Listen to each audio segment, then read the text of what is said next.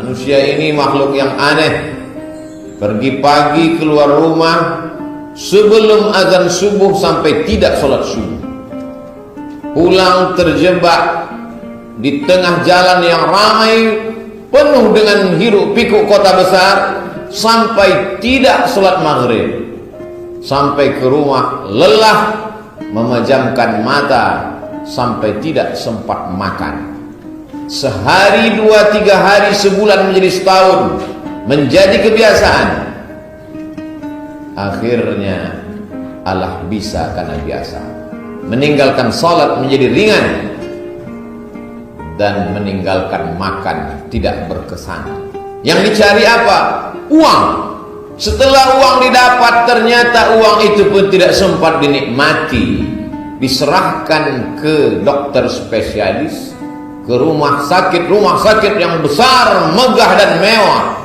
Karena ternyata kecanggihan medis tidak bisa menambah usia, umur yang sudah ditetapkan Allah Subhanahu wa ta'ala. Manusia ini makhluk yang aneh. Tidak lagi ada rasa takut dalam hati, sehingga menganggap semua bisa dibayar dengan uang. Akhirnya dicarilah uang sampai mengorbankan Allah. Tidak lagi ada dalam hatinya ketakutan, rasa khawatir bahwa dia akan mati menghadap Allah. Akibat tidak ada rasa takut, lalu menghalalkan segala cara, masuklah makanan haram ke dalam perut.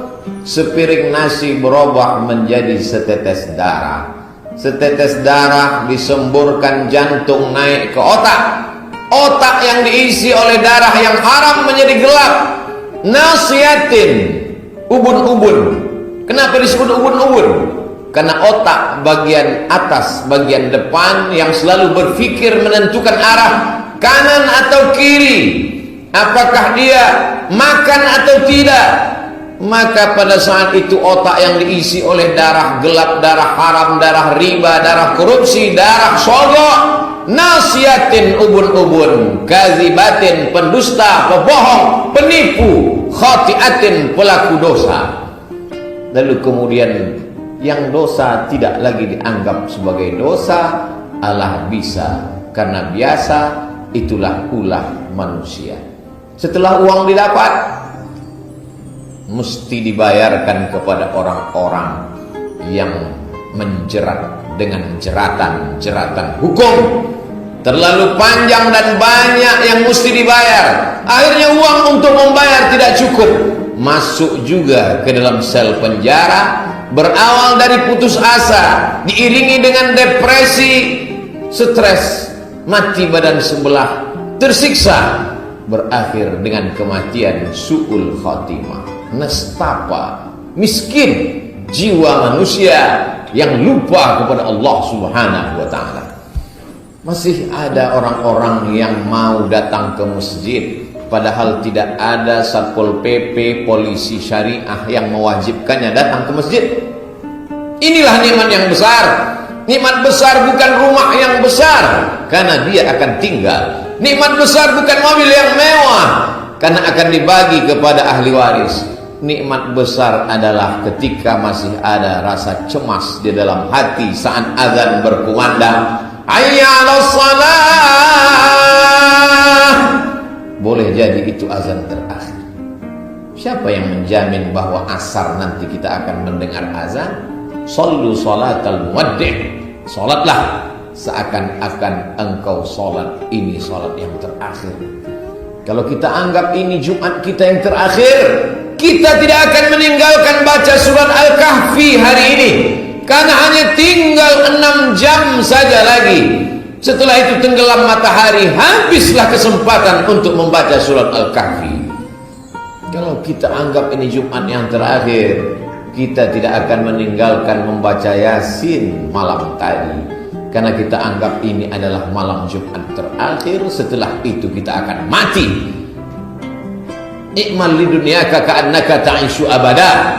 Untuk akhiratmu, laksanakanlah, buatlah, berkreasilah seakan-akan kau mati besok pagi. Ini adalah ibadah terakhir.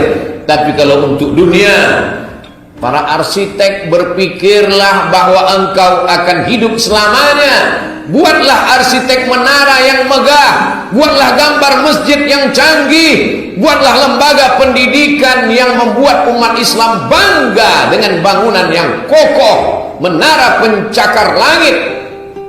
Kenapa? Kau akan mati, tapi bangunan yang kau bangun akan kekal abadi. Mungkin kau tidak kaya, kau tidak bisa memberikan semen, mewakafkan tanah, tapi gambar yang kau buat, walaupun kau dapat gaji, tapi gambar yang kau buat dengan tulus ikhlas karena Allah Subhanahu wa taala, dia juga menjadi amal jariah. Likulli sulama minkum shadaqah, setiap tulang-tulang sendimu bernilai sedekah. Tanganmu yang menorehkan pensil di atas kertas yang putih karena rezeki yang diberikan Allah. Bentuk tangan sama, tapi gambar yang dihasilkan berbeda. Bentuk tenggorokan sama, tapi keluar yang suara tak sama dari mulut yang sama. Bentuk kepala sama, tapi isinya macam-macam rupa.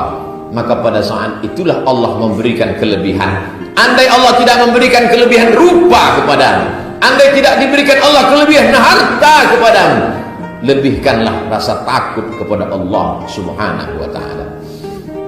Kalau kau habiskan rasa takutmu kepada Allah, kau tidak lagi takut kepada selain Allah. Takut pensiun, takut nanti makan apa, takut nanti anak cucu susah melarat, akhirnya menghalalkan segala cara yang haram kata orang, halal kau katakan, karena takutmu lebih besar kepada makhluk daripada kepada Allah Subhanahu wa ta'ala.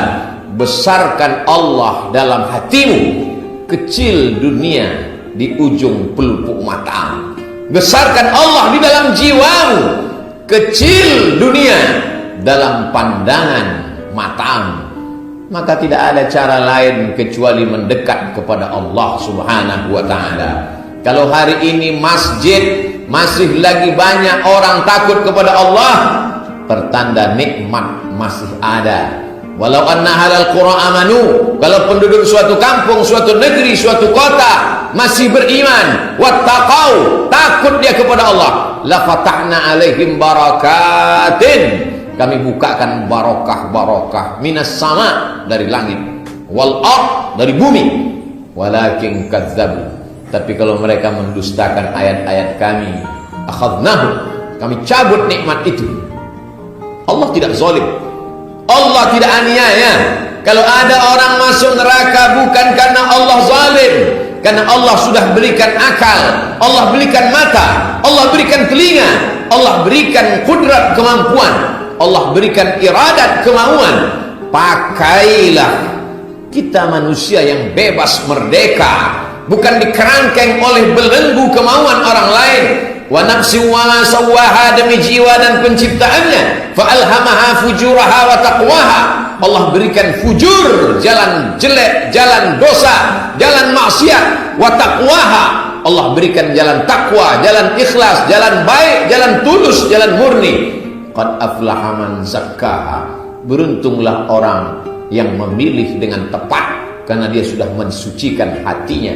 Wa qad khaba man dassaha, merugi dan sia-sialah orang yang mengotori jiwanya. Dengan penuh kesadaran dia berkata, aku memilih ini karena takdir Allah. Dua kali dia berdosa. Pertama, berdosa karena memilih yang salah. Kedua, mengkambing hitamkan takdir, padahal dengan penuh kesadaran dialah yang melakukannya. Apapun yang terjadi di atas dunia atas kehendak kuasa Allah, betul. Akan tetapi Allah berikan kita al-kasbu wal ikhtiar, ada usaha dan pilihan.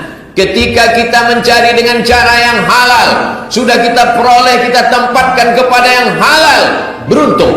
Tapi berapa banyak orang mencari dengan cara yang haram, dia tempatkan di tempat yang halal. Wa yahsabuna annahum yuhsinuna sun'a, mereka menyangka mereka sedang berbuat baik, beramal soleh. Kalla, Sekali-kali tidak. Innallaha thayyibun, Allah maha suci, la yaqbalu illa thayyiban. Allah tidak menerima kecuali hanya yang suci-suci saja. Wa anfiqu, berinfaklah, wa anfiqu, bersedekahlah, wa anfiqu, berwakaflah min thayyibat, yang baik-baik saja. Innallaha thayyibun, Allah maha baik, la yaqbalu illa thayyiban. Allah tidak menerima kecuali hanya yang baik-baik saja.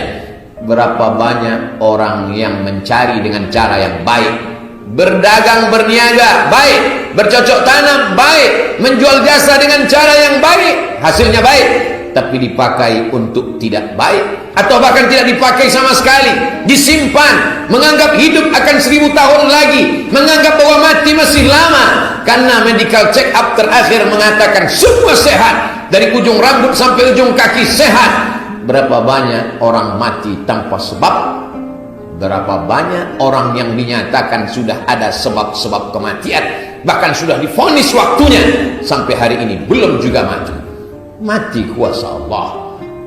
Innama amruhu idza qada amran ayyakula lahu kun fayakun. Kuasa Allah Subhanahu wa taala.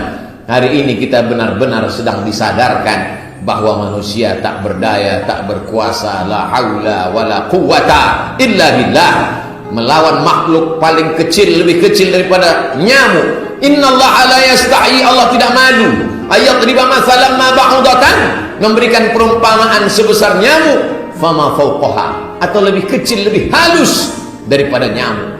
Dulu mereka berkata, untuk apa Allah ciptakan nyamuk?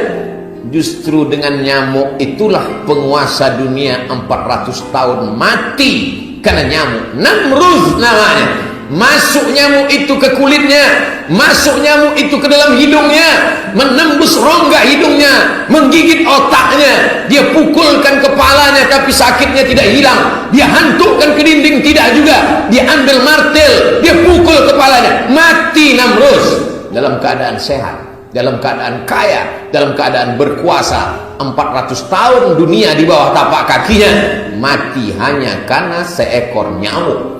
Allah ingin menunjukkan kuasanya.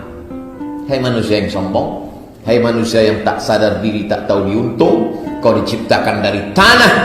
Aneh manusia ini, kemarin dia sperma, esok pagi dia menjadi bangkai, tapi hari ini sombongnya luar biasa. Andai bangkai-bangkai itu hidup, apakah mereka menyesal?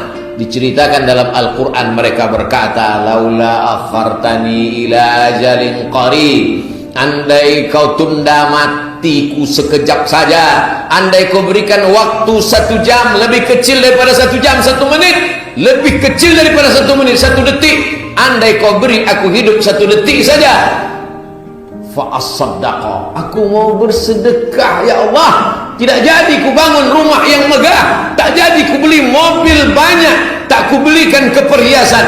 Fa'as-saddaqa, aku cuma ingin bersedekah ya Allah. Tapi apa mau dikata, karena setan berbisik, kau masih sehat, matimu masih lama, anakmu masih perlu sekolah, setelah sekolah dia mau menikah, setelah menikah mau beli rumah, setelah punya rumah menyusul cucu-cucumu yang lain, lalu kau pun menunda sampai akhirnya kematian datang, barulah sadar bahwa hidup hanya mimpi di ujung pagi. Saat kematian datang barulah orang sadar, oh ternyata mimpi jadi orang kaya, ternyata mimpi menjadi penguasa, ternyata mimpi dulu yang dikatakan bahwa alam barzakh itu adalah ilusi, dulu yang dikatakan bahwa neraka jahanam itu hanya fiktif, dulu dikatakan bahwa mana akhirat itu. Setelah kau mati barulah kau sadar bahwa dunia inilah yang sesungguhnya fata morgana.